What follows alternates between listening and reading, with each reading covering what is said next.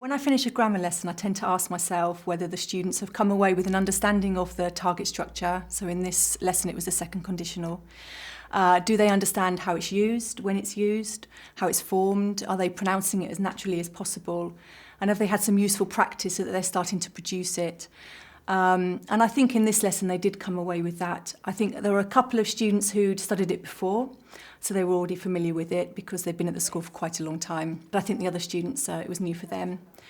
I also asked myself about whether they're engaged in the lesson, because obviously, they need to be paying attention in order to retain any of the language that you're studying. And I think, although they were quite quiet, quieter than normal because they were being filmed, I think that's why, they were still engaged and participating. So I think that it was a useful lesson for them. Some of the techniques I was using in the class included concept checking questions to check that they'd understood the meaning and use of the language. I used my fingers to highlight the form so that they were familiar with the forms and the contraction as well. I also drilled for pronunciation and used substitution drills so that the students were actually thinking about the form of the language and focusing on that before we then moved to more personalised practice, going from control to freer practice at the end there as well.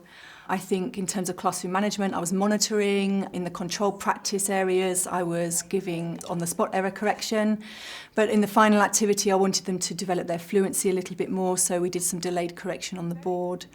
Thinking back about things that I might change, I think the second part was quite challenging for some of them, but for timing reasons I wanted to get onto the grammar, so I didn't focus too much. But perhaps with a longer lesson I would have played that again so that they could have really listened for those things that they needed to listen for.